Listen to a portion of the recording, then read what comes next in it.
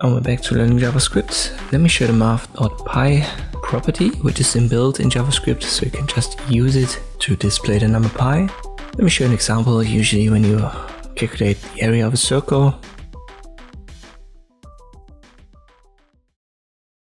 you use pi.radius squared, so it's 3.14 something,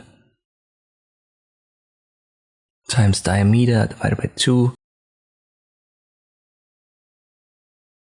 and this squared. So how could we set that up? First we need the diameter, so I'll define a new variable, set it to, let's say, 7.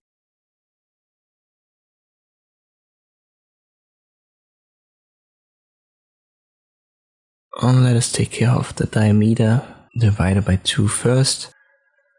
So I can use the variable diameter, which is 7 in our case, divided by 2, and then times diameter divided by 2 again. We don't have to use brackets here. I just add that for readability. This would cover this part, the radius squared.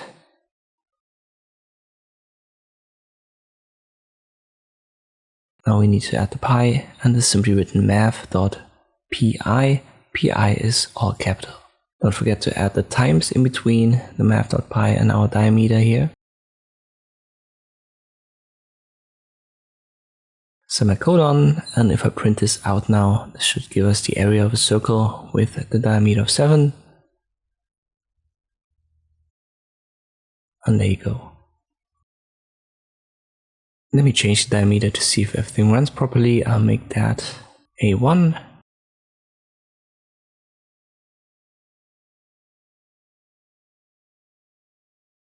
Works, and if I make it a 2, we should get Math.PI. There you go, so it's 3.1415 and so forth. And you can also directly print that out just to check if it works. So it's super easy to use it in JavaScript.